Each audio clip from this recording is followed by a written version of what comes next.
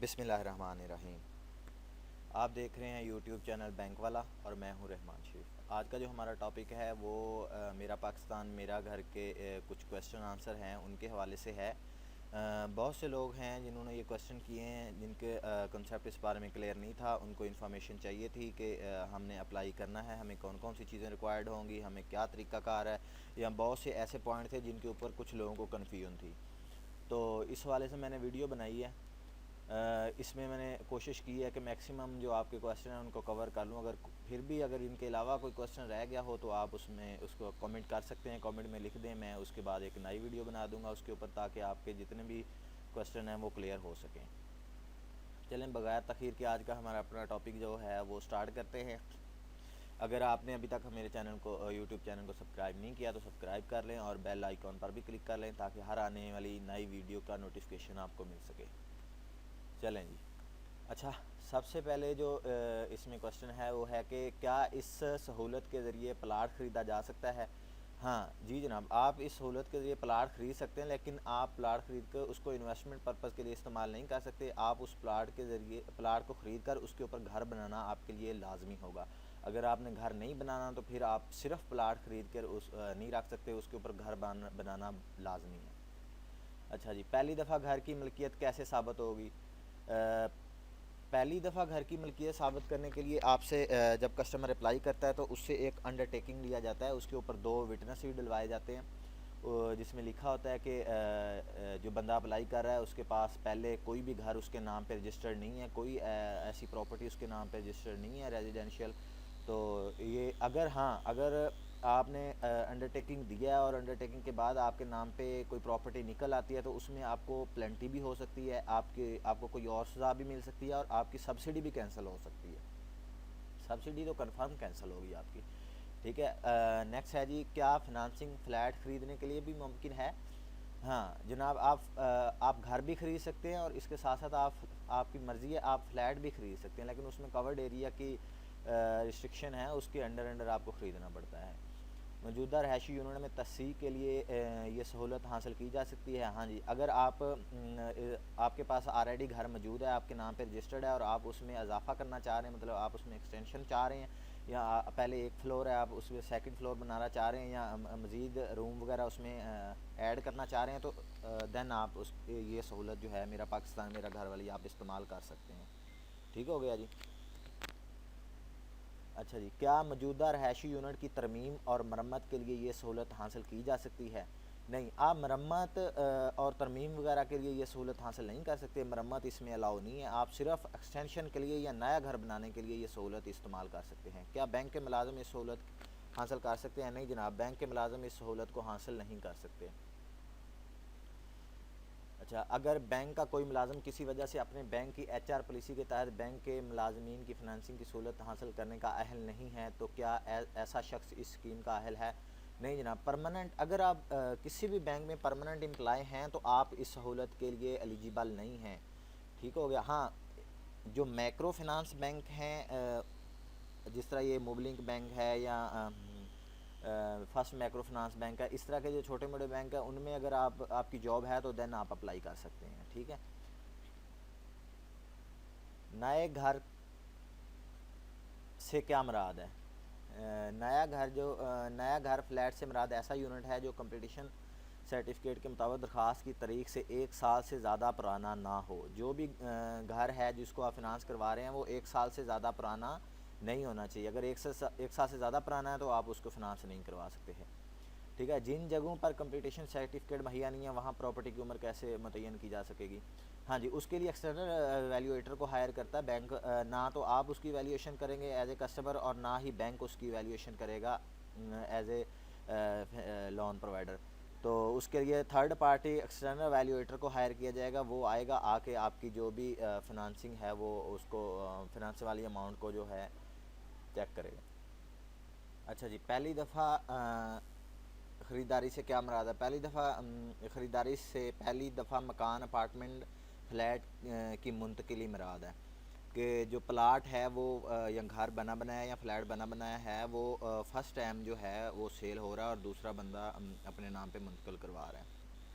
اگر پراپرٹی پہلے سال میں دوسرے مالک کو بیچی جا رہی ہو تو کیا دوسرا مالک اس سہولت کے تحت فنانسنگ کے لیے درخواست دے سکتا ہے؟ اس اسکیم کے تحت پہلی منتقلی کے وقت درخواست دینے والے کو یہ سہولت حاصل پرووائڈ کی جائے گی. ٹھیک ہو گیا جی. ثانوی درخواست گزار کو اپلیکینٹ کی کل کتنی آمدنی مجموعی طور پر شمار کی جائے گی اور کتنے کو اپلیکینٹ جو ہیں وہ کنسیڈر کیے جائیں گے؟ اچھا، جو کو اپلیکینٹ کی آمدنی ہے وہ 100% کنسیڈر کی جائے گی. فار ایگزامپل اگر اس کی 1 لاکھ روپے آمدنی ہے، ماہانہ سیلری ہے یا کاروبار سے اس کی آمدنی بن رہی ہے، تو وہ 100% جو ہے نا وہ اس میں کنسیڈر کی جائے گی. اس میں کسی قسم کی کوئی ڈیڈکشن یا اس میں کرائٹیریا نہیں لگایا جائے گا کہ 45% ڈیٹ برڈن کے حساب سے اس کو کنسیڈر کیا جائے گا. اور زیادہ سے زیادہ جو اپلیکینٹ ہیں وہ کو اپلیکینٹ جو آپ ان کو ایڈ کر سکتے ہیں، وہ 4 لوگ مل کے ایک گھر کو فنانس کروا سکتے ہیں. ٹھیک ہوگا جی. کیا پرافٹ سبسڈی اسکیم کے دوران رہائشی یونٹ بیچنے یا کرائے پر دینے کی اجازت ہے؟ تو جناب آپ نہ تو اس کو 5 سال کے اندر بیچ سکتے ہیں اور نہ ہی کرائے پر دے سکتے ہیں، یہ الاؤ نہیں ہوگا. ٹھیک ہے. ٹیئر 1 اور ٹیئر 2 میں کیا فرق ہے؟ ٹیئر 1 کے انڈر گورنمنٹ خود اپنی مرضی سے اپنی مرضی کی جگہ پر، سرکاری جگہ پر گھر بنائے گی یا فلیٹ بنائے گی، اس کے بعد اس کے اوپر فنانس کروا کے آپ کو فنانسنگ کے لیے اپلائی کرنے کے لیے کہا جائے گا. اور ٹیئر 2 میں آپ اپنی مرضی سے اپنی جگہ پہ اپنے نقشے کے مطابق گھر بنا سکتے ہیں. ٹھیک ہے. ٹیئر 3 کے رہائشی یونٹ کا رقبہ کتنے مرلے ہے؟ ٹیئر 3 کا جو رہائشی یونٹ کا رقبہ ہے وہ 10 مرلے ہے. اس میں پھر کورڈ ایریا کی بھی ریسٹرکشن ہے. ٹھیک ہو گیا جی. کورڈ ایریا کی شرائط صرف فلیٹ اپارٹمنٹ میں ذکر کی گئی ہے. ٹیئر 3 کے گھر میں کورڈ ایریا کے حوالے سے کیا شرائط لاگو ہوں گی؟ ٹیئر 3 کے تحت داخل مکان کے لیے کورڈ ایریا کی وہی شرائط ہیں جو ٹیئر 3 کے تحت داخل فلیٹ اپارٹمنٹ کے لیے، وہ سیم شرائط کے مطابق ہی آپ نے کنسیڈر کرنا ہوگا اس کو. ٹھیک ہو گیا.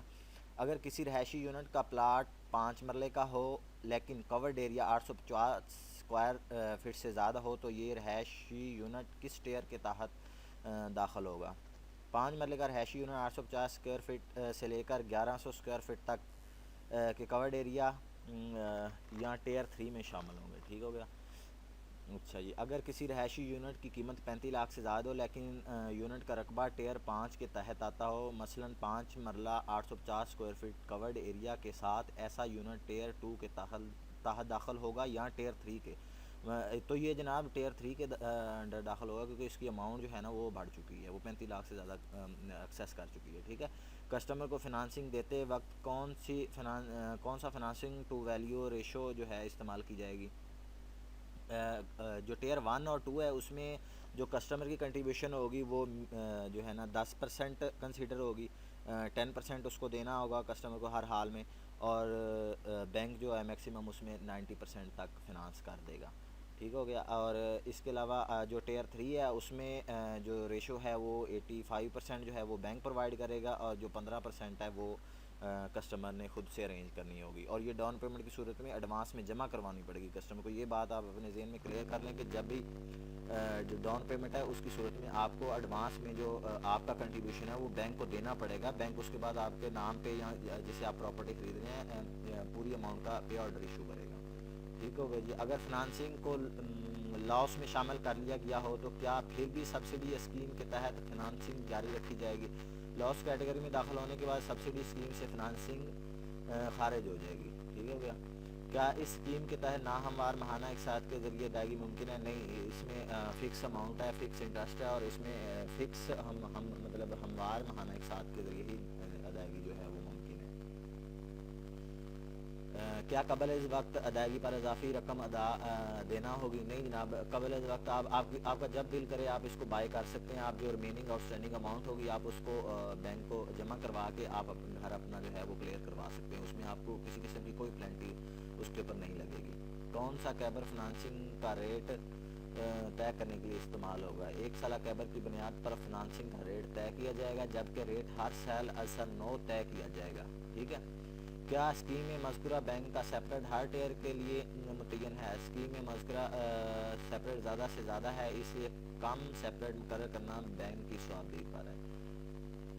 ٹھیک ہو گیا جی. بی پی اے کی مقرر کردہ دستاویزات کے علاوہ بینک کسٹمر سے مطالبہ کر سکتے ہیں؟ کسٹمر نہیں، اس کے علاوہ بینک کسٹمر سے کوئی مطالبہ نہیں کر سکتا. کیا یہ کہنا درست ہوگا کہ سہولت کے تحت فنانسنگ کی مدت 10 سال ہے اور کسٹمر کی صوابدید پر 20 سال تک کی فنانسنگ کی گنجائش ہے؟ نہیں جناب، معاملہ اس کے برعکس ہے۔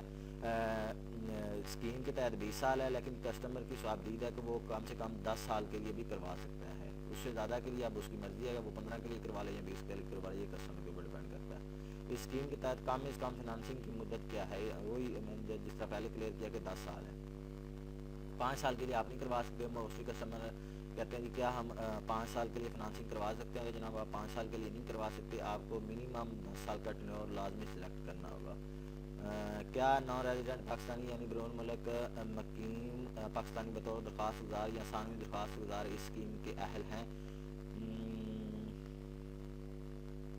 قومی شناختی کارڈ کے حامل تمام بیرون ملک مقیم پاکستانی کو یہ سہولت فراہم کی جا سکتی ہے، البتہ فنانسنگ فراہم کرنے والے بینک کو فارن ایکسچینج سے متعلق تمام قوانین کی پابندی کرنا ہوگی۔ ٹھیک ہو گیا جی۔ این آر پی کو بھی مل سکتا ہے، یہ بات بھی کلیئر ہوگی۔ انفارمل سیکٹر میں کام کرنے والے ملازم پیشہ اور کاروباری افراد کے بارے میں کم از کم نوکری یا ملازمت کا دورانیہ کیسے معلوم کیا جائے؟ اسکیم میں فنانسنگ حاصل کرنے کے لیے کم از کم نوکری یا ملازمت کے دورانیے کا کوئی ضابطہ مقرر نہیں ہے، اس میں کوئی ابھی تک مقرر نہیں کیا ہوا۔ درخواست گزار کی زیادہ سے زیادہ آمدنی کے لیے کیا ضابطہ ہے؟ زیادہ سے زیادہ آمدنی کے لیے کوئی ضابطہ نہیں، ہاں کم سے کم 25,000 لازمی ہونی چاہیے، اس سے اگر کم ہے تو آپ فنانس پہ اپلائی نہیں کر سکتے۔